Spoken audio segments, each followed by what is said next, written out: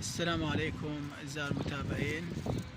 فقدان نعمة البصر يعني فقدان نعمة الحياة. اليوم مريضنا أبو أحمد يعاني من الماء الأبيض.